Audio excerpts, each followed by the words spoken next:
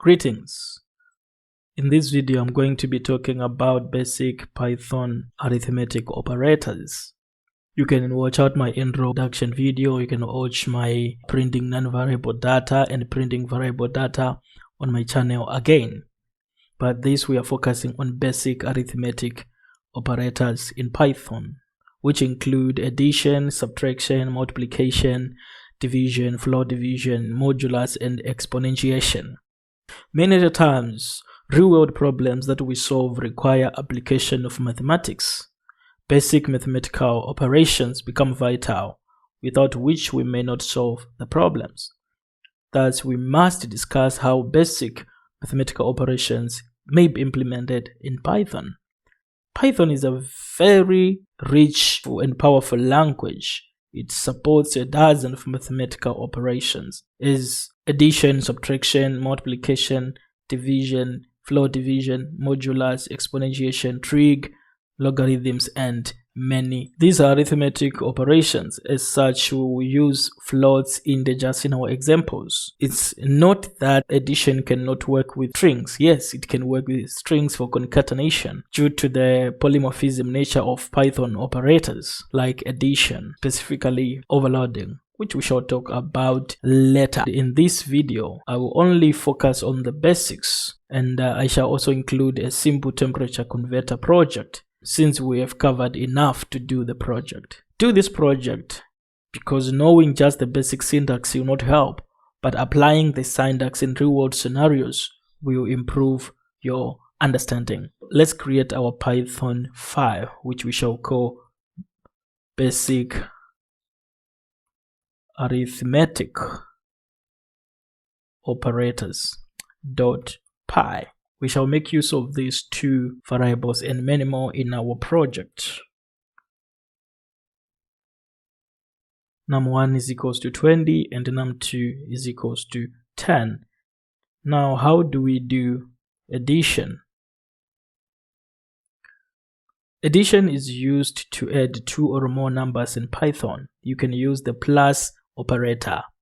For example, sum is equals to num1 plus num2, and we can print num1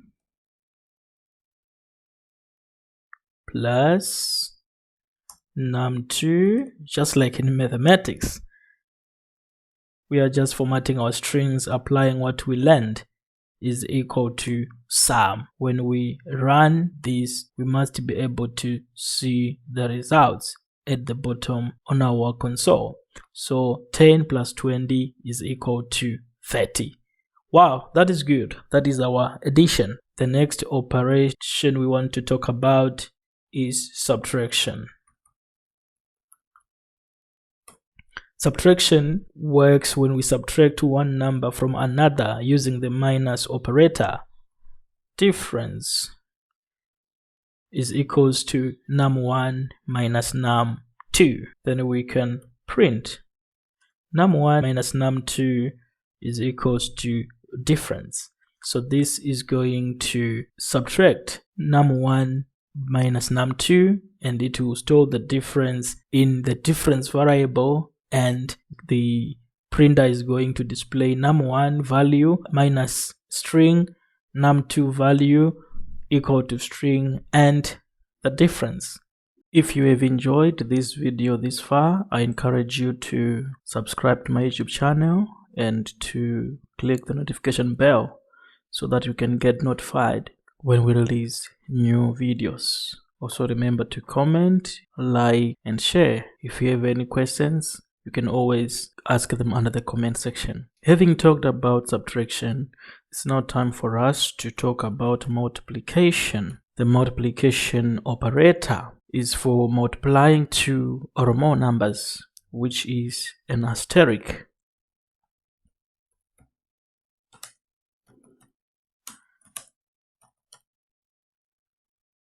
Product is equal to num1 times num2. Our asterisk there representing multiplication.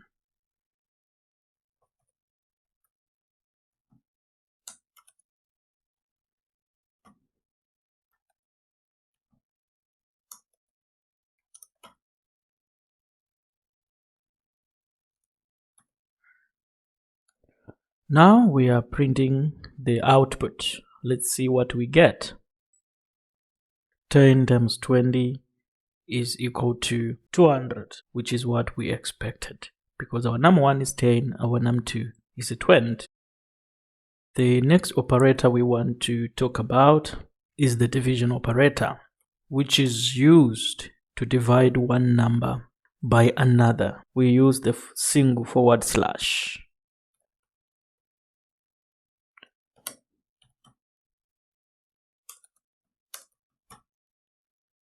Quotient is equals to num2 divided by num1.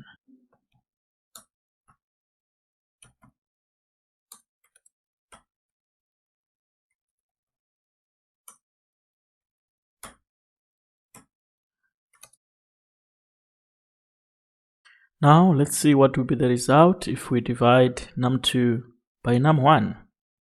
The result is a 2.0, that is 20 divided by 10. We're getting a float 2.0. Now let's look at the next operation, which is integer or floor division. The floor or integer division operator returns the quotient of a division as an integer, which means that if we are going to divide a number by another number using floor division, if the answer has a decimal, the decimal part is removed, only the integer part is retained.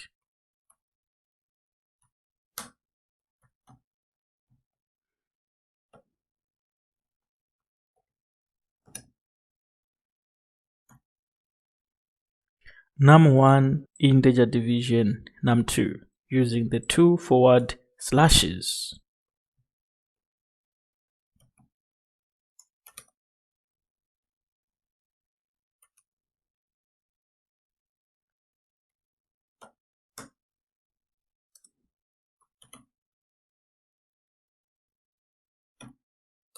Let's see what will be the answer.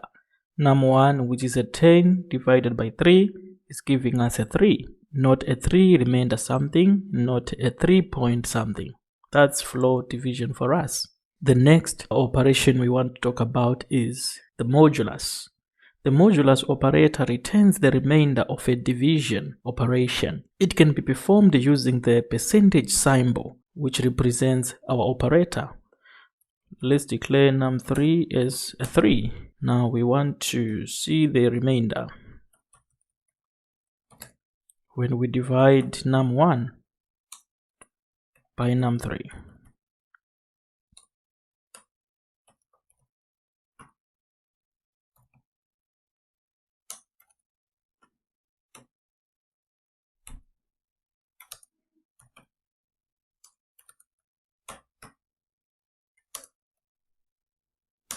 Now let's run our program. Our num2 is a 20. So if we divide our num2, which is a 20, by a num3, which is a 3, we are getting a remainder of 2. The next operation we want to talk about is exponentiation.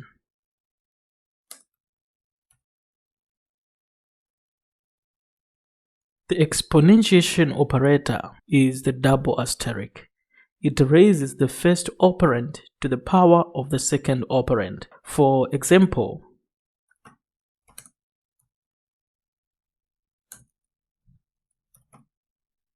num1 to the power of num3.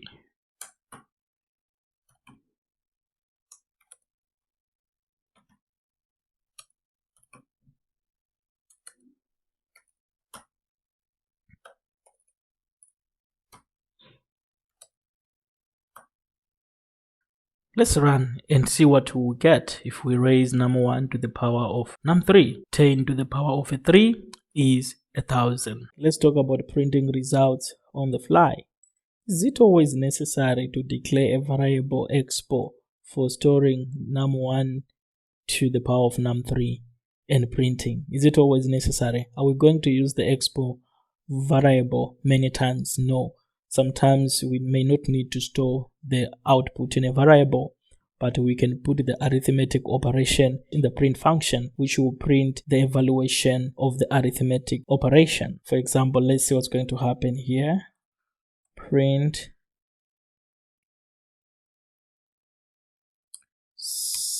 sum of num1, num2, num3 is num1 plus num2 plus num3. So the sum of num1, comma, num2, comma, num3 is num1 plus num2 plus num3. So when we run this, we are just adding our three numbers and in the print, and the print is going to print the output of the addition of three numbers. The sum of 10, 20, and 3 is 33. So this is the basics that we have to talk about. Remember, I said you can also just add numbers. It's not every time that we can add variables. We can add numbers. 2 plus 3, 2 plus 3. 2 plus 3 is equal to 5. Or you can also do an arithmetic operation between variable and non-variables as we did here. So these are the basic Python operators that we have, and these are the operations that we can do. Now let's look at a simple project. This is a program which converts temperature from Fahrenheit to degrees Celsius. The program should print the temperature in Celsius. We shall hard code the values. We won't allow the user to put these values. We haven't talked about fetching user data from the console. Right, so we're going to use a value of 72 and let's see how it goes. Now, how do we convert temperature from Fahrenheit to degrees Celsius? This is a mathematical question. It is not mainly programming. So we have to tackle this question from the mathematical perspective. So we are saying, how do we calculate degrees from Fahrenheit? The formula says our Celsius is equals to our Fahrenheit minus 32. Then we multiply by 5 divided by 9. The algorithm is subtracting a 32 from our Fahrenheit temperature and multiplying the result by 5 over 9. Okay, do we need any variables? Your guess is as good as mine. Yes, we do. Values like 5 over 9 may need to be stored in a variable if we are going to use it more than once, and it's also a fraction, not always friendly to write every time. So we can have a variable for that. The F, our Fahrenheit, should be stored in a variable as well. So our multiplier is 5 over 9. Our temp, Fahrenheit, we are converting a 72. Our temp, Celsius 1. So we have two programs. Our temp Celsius 1, where we are storing the results of subtracting our temp Fahrenheit by 32. Then we are going to multiply the results by our multiplier. Why am I putting brackets here? This is mathematics again. BODMAS, BDMAS, BOMDAS. We want to force subtraction to happen before multiplication. So we have to implement an order of operation by using parentheses.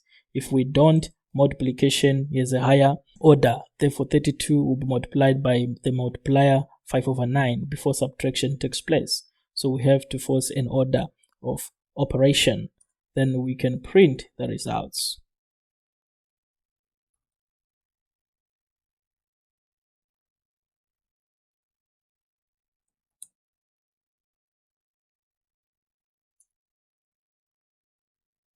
Let's run here and see the output.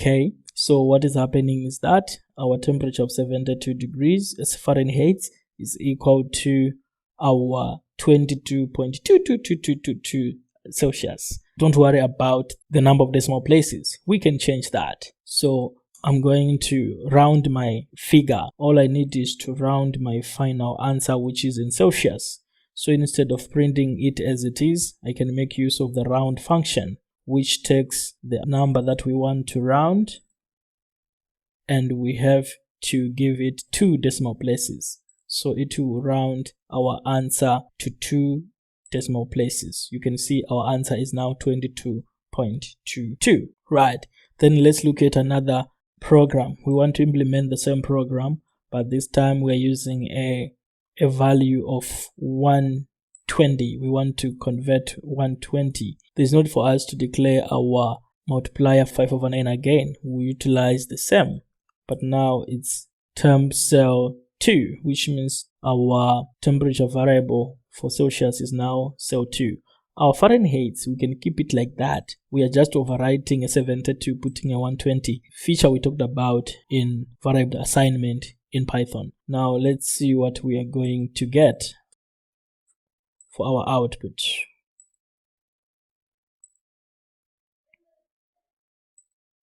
When the temperature is 120 in Fahrenheit, the degrees is 48.89.